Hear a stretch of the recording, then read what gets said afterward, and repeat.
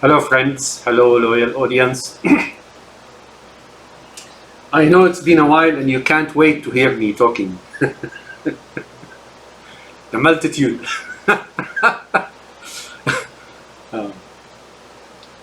I can hear you, I can hear you. We can't get rid of this effing Arab, right? You know, he keeps intervening in our political process. But hey, I'm a local citizen here. So I have the right to participate in the political process. But why am I making a joke about the multitude? Because it's funny. For a long while now, say for example on YouTube or elsewhere, I get certain views on my video, right? 1, 2, 40, 100, whatever it is, right? And then come next day or third day and they're down to zero. They're decremented. And the funny part of it is, I think the algorithms are made not to go below zero. Otherwise, based on how much people out there like me, you know, like they love to hear what I'm talking about, right? They may go down below zero. So I have, say, negative views on my postings and videos, right? Well, you get the joke, right? But I know, for example, I have tested time and again on my videos on YouTube. They basically, and even my comments, right? Outside of my account, I don't even see them, right? And I have, when I find my channel, I have to write the specific title or name of my channel. I also got notified by Elon Musk, right, that my account, because apparently I'm writing about Trump, right, my account was blocked from search algorithms, and it's like downsized to almost nothing. I'm still gonna write things, you know, that's not gonna stop me. This Gestapo crap is not gonna stop me, right? And you know, I'm gonna explore new horizons, such as Mastodon, such as Flickr, you know, things of the sort. I know your tentacles are in there as well, but I'm gonna move about. But what I'm trying to say here is that the important people that really must hear what I'm saying, I think they're hearing what I'm saying. All right. So I have some political things to talk about today. You know, Trump is the hallmark, has all around him has, and the events and the participation, say, by Putin and others, Chinese, and right, has the hallmark of a tyrant, right? For example, something has happened. I read a piece of news or read on a publication or a news that there was an Iranian assassin looking for Trump or something of the sort. Folks, this is a hallmark of a dictator. If you look at all dictators, those across history, they always have failed assassination attempts, or at least therefore the you know, the chatter or I forgot what that is, or propaganda or whatever it is, that there is an assassination against this particular guy. Lenin, Stalin, Hitler, Nasser of Egypt, Assad, you name it, folks. And I don't know about Putin, but Putin doesn't need that anymore. The heritage of his grandparents, Lenin and Stalin, has guaranteed that that country is now so subdued, so subservient, so void of feeling of independence, so void of heritage, so void of everything, right? Russia is, in fact, Russia is an animal farm, if you ask me. Go read The Animal Farm of George Orwell. So that's a lie, folks, and of course Iranian too. The man, or whoever that creature is, Trump, he's a pup of Putin, right? And they both are in bed with Iranian regime. They're brother regimes, right? Iran is supporting Putin in the war in Ukraine. And so is China, right? So Trump is a friend and a brother of the Ayatollahs. So don't believe that. It didn't make much difference to me. I mean, to me, it was like they disseminate misinformation and so on. So that's that, folks. There is no animosity or enmity between Trump and Ayatollahs and Putin and Mao Zedong and Xi Jinping or the Gulf countries or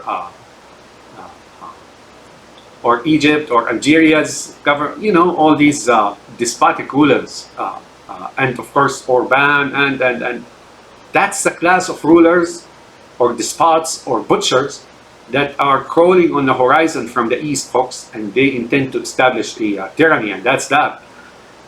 According to them, you have to go back to Animal Farm, you know, to be free, and it's a problem for them, you know, it eats them on the inside. Something in their soul arises, you know, when they see other people being prosperous and, you know, enjoying their life and in tranquility and following ethics and rule of law and, you know, happy and family and society and principles and so on. Something burns them on the inside. Once they observe that in somebody else's soul, they just can't wait, you know. They want to destroy that certain somebody, they want to take his money, they want to destroy his family, and that's them, you know. That's the Lenin and Stalin and Marx and Ayatollahs and Assads and Mao Zedong and Pol Pot and the Castros and the Pinochets and the Hitler and, you know, the rest of the story. All right, so that's point number one. Point number two, we've heard that Putin declared about himself ready for nuclear war.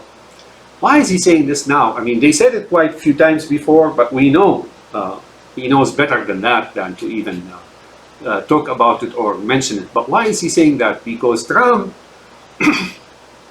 is barking about World War III and that he wants to stop it and so on. So it's a farce, folks. It's a farce. If you do not stop Putin in Ukraine now, World War III is around the corner. If you allow Putin to take over Ukraine, World War III is around the corner. But he is supporting Trump. When he is talking about nuclear war, he is supporting Trump. He is trying to say Trump is right. And then in your mind, in your unconscious, you American, you start thinking, oh, look, there is really the possibility of a nuclear war. It's real, you know? It's not real, folks. This is a pitch for Trump. That's all there is to it. All right.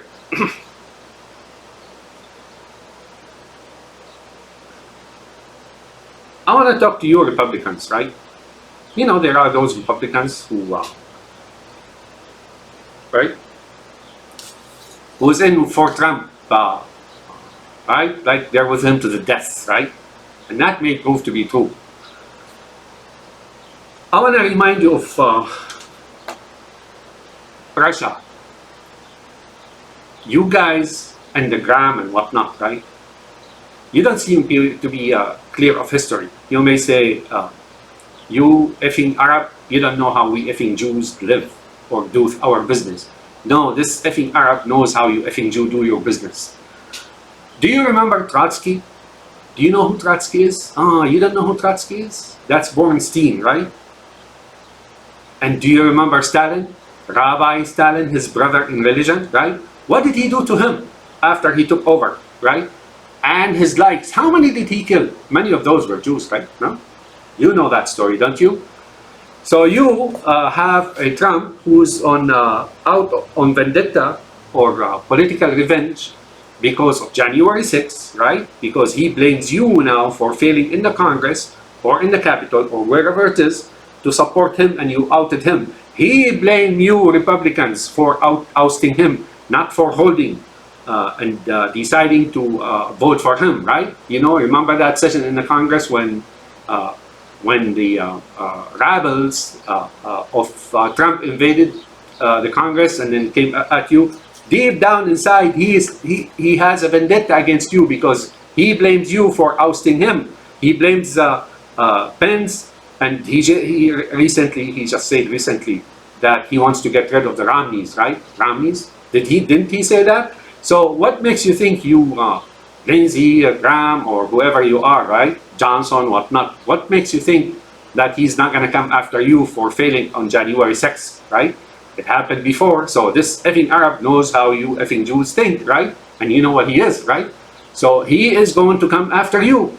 He's gonna purge the Republican ranks, especially you sitting in the Congress pretending to be him, right? And trust me, he doesn't like Marjorie Green. He likes usually, he's more into Russian tall women and stuff like that, right? How about Putin? Putin, when he first took power and there was some kind of challenger in the elections, similar to what's happening now, the farce that is taking place. What did he do to him? He sent him a couple of women, right? Slept with him in the hotel or whatever it is, right? And then he was doing a video recording session there.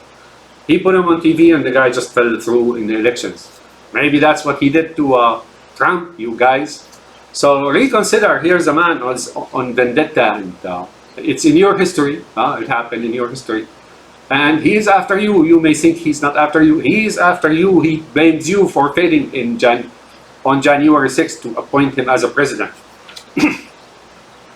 What is he gonna do to you? I don't know, but if he cancels the Constitution, or if he terminates the Constitution, guess what? Guess what? And then starts ruling by decree. And he made a statement to that. He wants the Constitution to be terminated, right?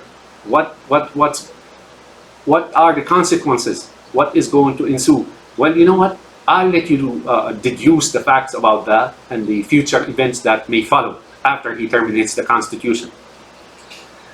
Let me tell you something else about this guy, Trump. He may go to the border, he may talk whatever it is. This guy doesn't care about the United States, folks.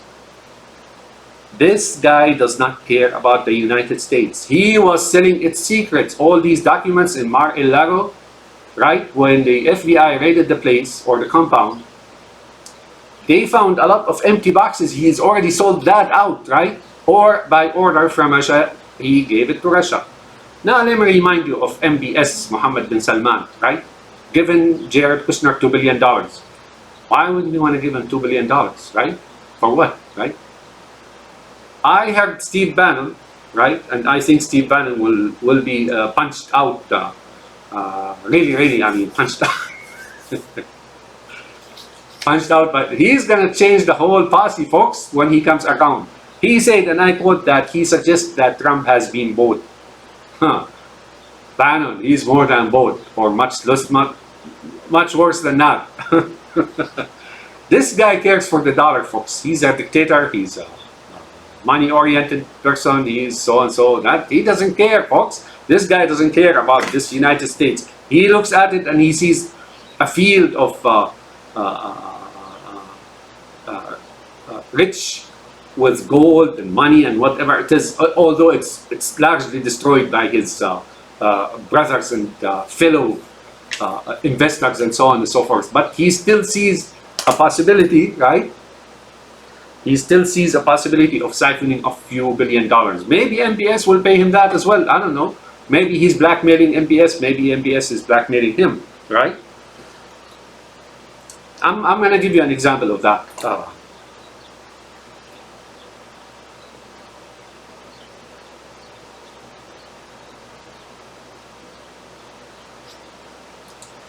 I'm going to tell you about the independent councils.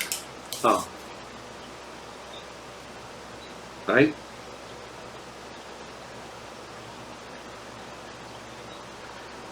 I look at the independent councils by the Justice Department appointed in the past. It's troubling, folks. It's really troubling. This guy who, you know, the boy of Xi Jinping, right? You may think he doesn't have an agenda. Oh, he does, right? Like they say, you can't take the country out of the boy, or the boy out of the country, but you can't take the boy out of the country, but you cannot take the country out of the boy. Or is it the other way around? I remember in what's her name, Wise or Vice, in the Mummy, right? When she got drunk, she reversed it. That was fun. So if you look historically, this guy who came to investigate Biden, and I was troubled by something there. He started talking to him and verifying things about his dead family members. And I'm like, why are you talking to him about his dead family members, right? Or his personal life or whatever it is, like marriage, non, whatever. You're there to investigate the document leak, right? Or document illegal use of documents, top secret materials, and so on. And you didn't find anything, right? And they said, Biden, Joby said before that there's nothing there, right? To me, it's troubling, whenever you get somebody from the Justice Department or an independent counsel to investigate a Democratic president, they go like trying to pry the guy's life open and intervene in their personal life and the size of their socks, and it's just beyond me, folks. And when it's the other way around, the independent counsels, they find all kind of wrongdoing and they just leave it as is, right? I'll give you an example. So we talked about Hur. I was appalled to hear this guy ask Joby about his family members. I don't like Joby, right? But why are you asking him about his dead family members? Isn't that like bad memories? Or is it a psychological spin that when you talk to him about his dead family members, you're gonna put him into into an emotional state that you will be able to get more information from him, or have him like become a little bit emotional and start missing, and like you put somebody in an emotional state, right? And then you are able to pry them open or something of the sort. Wasn't that the case? And they say that the Justice Department didn't influence him. They influenced the Hur from whenever he was a child. He's got this mentality that he is part of this, he's a passenger on that evil ship, right? Or train. And he doesn't need somebody to tell him go against Biden and try to harm him or try to do so and so. That was a psychological spin, folks. He doesn't need the instructions. He already had the instructions from whenever he was young, whenever he was little, possibly in China, right? But then I look back, the earliest one I know as independent counsel is Ken Starr, and he came after Clinton, and that was all over the news, folks. That was all over the news. I mean, you turn on the TV and the radio or whatever, and Ken Starr and Clinton, Ken Starr and Clinton, Ken Starr and Clinton, Ken Starr and Clinton. And I think for 2 years, and it cost the taxpayer $40 million. And what did he find? From what I heard, he found some hair or genetic material on Clinton's shirt or short or whatever it is, right?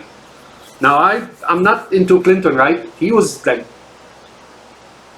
little bit conservative and guarded about mass murdering people and so on. That I give him, but he failed in Rwanda and Burundi. He should have intervened back then. But what they found out that he was probably playing hide and seek in the Oval Office with a woman, KGB woman called Monica Lewinsky. I mean, that's to me like, that's what the f you're doing, man,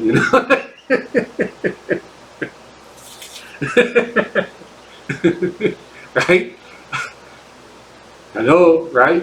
But if you compare that to the intransigences of Trump, right?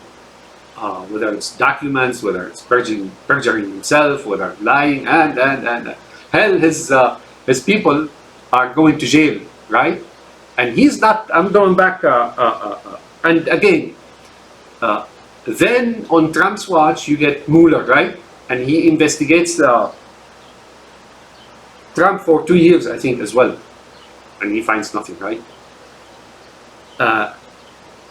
And the media is barking this and barking that, right? So when Mueller is investigating Trump, yeah, you hardly hear, right? And then supposedly he found nothing. As a matter of fact, I think it just was, like disappeared, was erased from the public view or public domain, right? It was erased by the media, by whatever that big, humongous, terrible machine that backs Trump, right? And wants him to be in power. Why? Because many of them want dollars, right? And they're on the appointment, or they're on the promise of receiving billions and billions. Trillions too, right? So he did that, and then Comey helped, of course, against Hillary Clinton. Remember, he released the emails twice, just one just before the election. Do you remember that? Not just that, it's very obvious Comey was on the side of Trump. Oh, not just that, guess what? Guess what? Guess what? He published a book, somebody else wrote it for him, right? And then he probably made millions of it. And the guy was just being political bias, had like political bias, and he was on one side against the other. Not because one side is better than the other, but because that's what he is. He's just like Hoare, just like Mueller, just like Ted Starr, and on and on, right? So that's it. Now you get and Clinton, it was very obvious, what the woman is, that's a Putin sent woman. Monica Lewinsky, where is it you guys don't see that? So that's that. Now I want to remind you, going back, I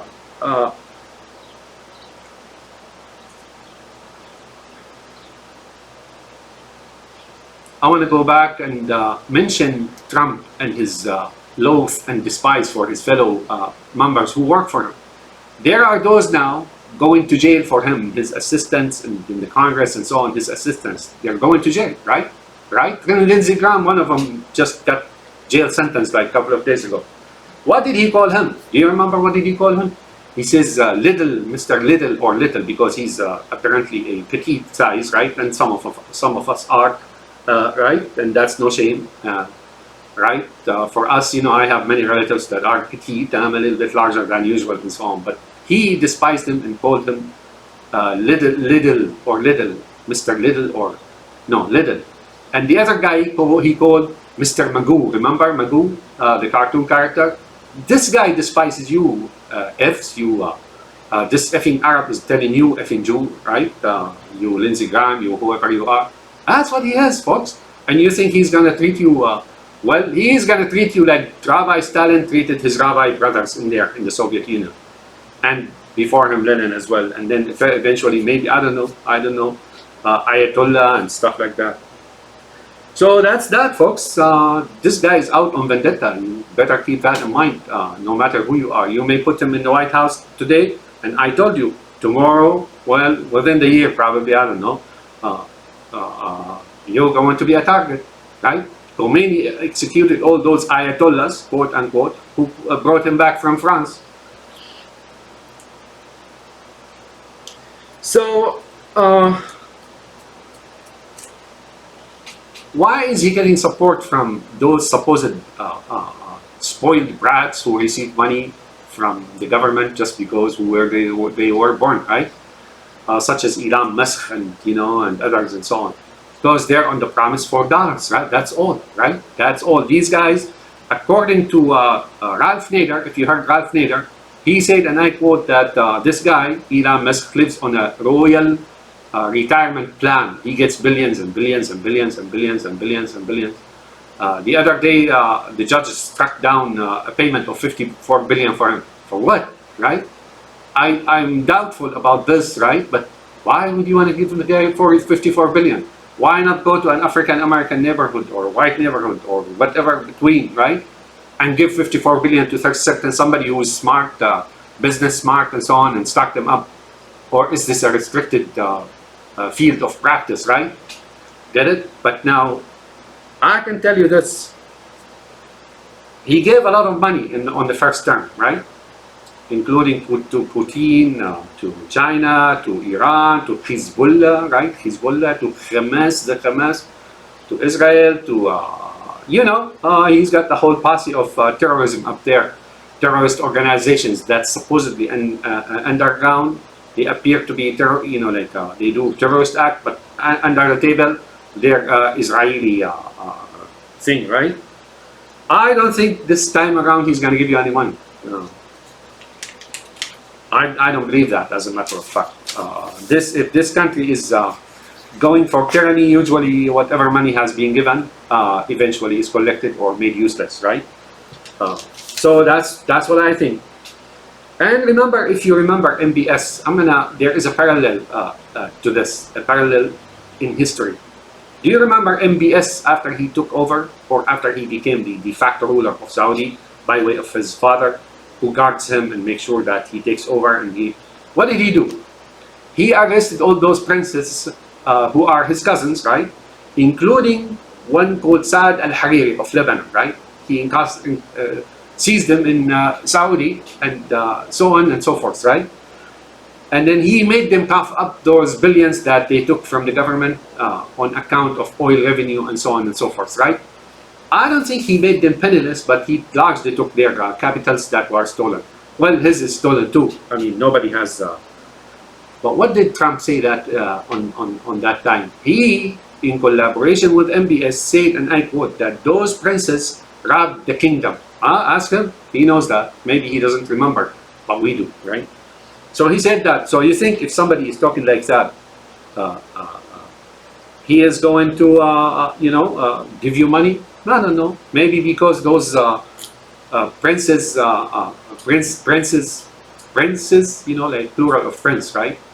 Of MBS relatives is not exactly his relatives, and the money, according to Trump and MBS and Putin and Ayatollah and Netanyahu, is supposed to remain in one hand or a certain group of people. So you see, folks, if you're not one of the Netanyahus, your money is going to be collected. That's a historical event. That's what Trump said. That's what Trump is going to do. So if you're outside of that world, outside of that relationship, outside of that 13th tribe, your money is going to be taken, right? How do they take it? Well, they have a lot of time. Remember Lenin and Stalin? They sent all the gold and whatnot to Switzerland, to certain private hands and private investment, private interests in Switzerland. Remember? And one of those rabbis in Switzerland said, "As if heaven opened up." And then what happened to Russia afterwards? Well, you know the story, right? All right, so that's that point.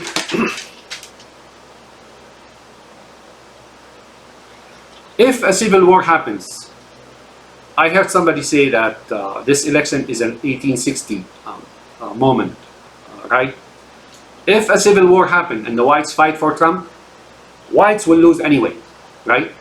You're gonna lose if he's become a president. You're gonna lose if he will not become president. If he doesn't become president, as a matter of fact, and you fight, you're gonna lose your lives for him for nothing, right? But if he does, he's gonna come back and eliminate you.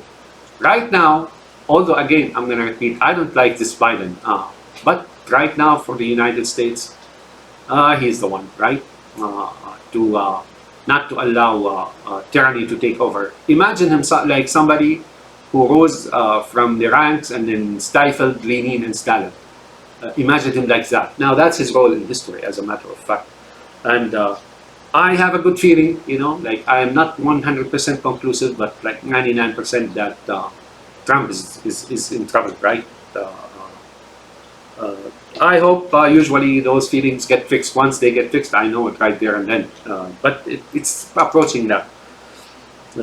Civil war, whites are going to lose either if you fight for... So if you fight for Trump, that's it, folks.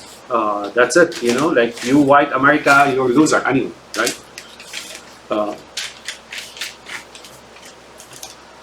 So I'm going to make a point about Biden and his electric cars, right? I don't know about you, man. I think you ought to take a drive, get out of the White House and drive around the countries and then pass by those car dealers, new and used car dealers. It's a horror show, folks. Joby, it's a horror show. The other day I was driving, right, and I passed by this big lot of a used car dealer. Crooked used car dealers, they sell you lemon and you go in there and you're nailed for life. You're very good at it, right? Good credit, bad credit, you name it. They'll sell you the car and you're gone. And the car probably takes you like 2 miles. One day, here's a joke.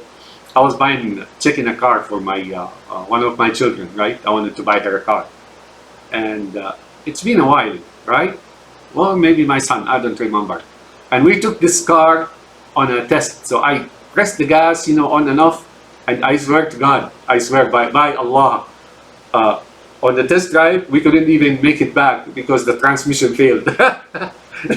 This is very funny. So when you go to a used car dealer and take the car for a test, put it through its paces, like press the gas all the way down and let it go and so on. It happened. I'm not, and you should see the salesman who was like riding along. His face was red and so on. All right, but we continued, like it was idling, and we made it to the lot, and I just left. So those cars, that car lot that I drove by the other day, there's no less than 100 of those electric cars. Tesla. Oh, the lot is filled, and I've been around other dealers. Some dealers have like so many of these cars, man. What are you doing, Biden? What are you doing, man? Do you remember Munger, the guy who died at 100 years old, who was the right leg of Warren Buffett? These guys get a lot of money from you, right? Not because they were good business, business savvy and industrialists and so on, and manufacturing facilities. No, they get that from Trump and Obama and right?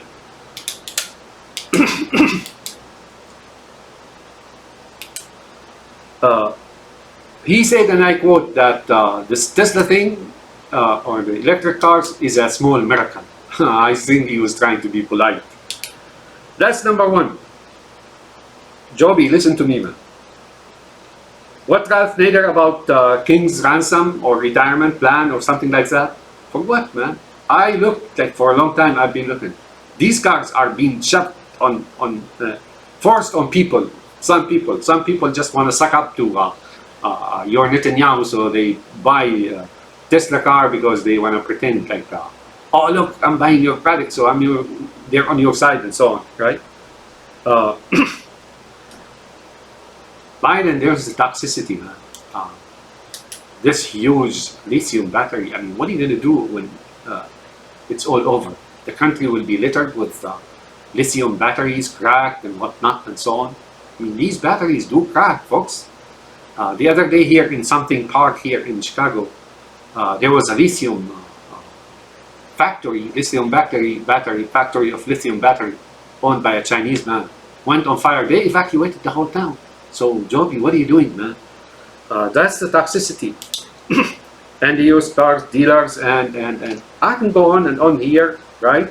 But it's not doing anything good. So, if I was a president, I would advocate and work toward a electric system like that of France and Germany.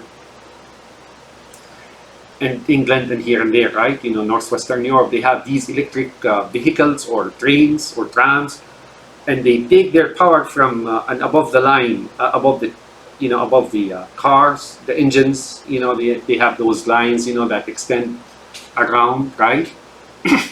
That's one way, and the power is provided by nuclear facilities, right? Nuclear reactors.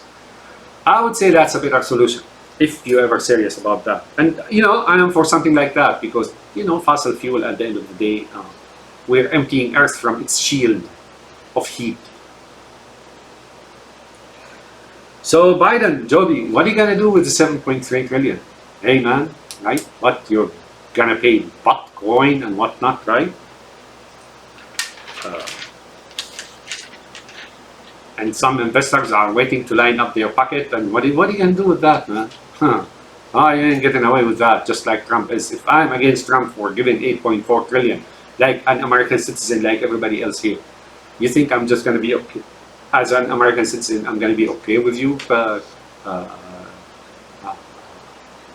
paying 7.3 trillion to who? Run that by me again? Who? This effing Arab is talking to you, effing Jew. So don't be offended.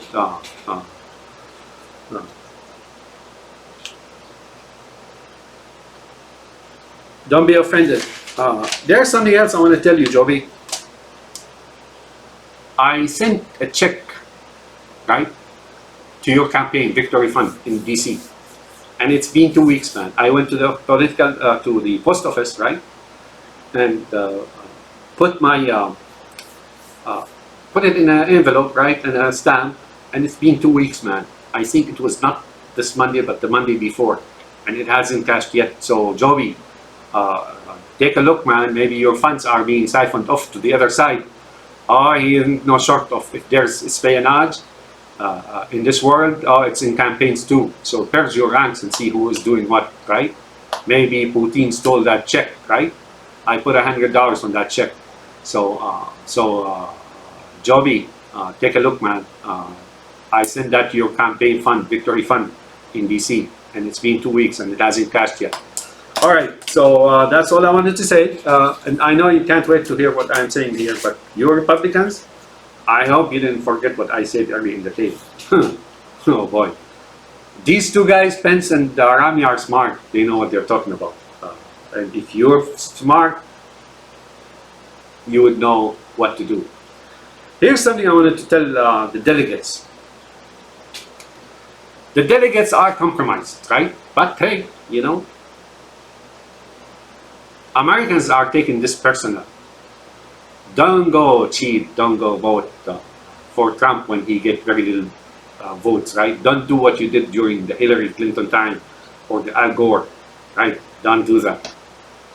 Don't do that. Americans are taking this personal. Personal. You better be very wary of what you do. I promise you this. Americans are taking this personal now. They're watching you.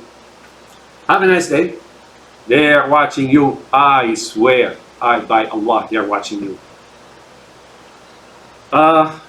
You may do for a couple of dollars. You may vote Trump in for a couple of dollars.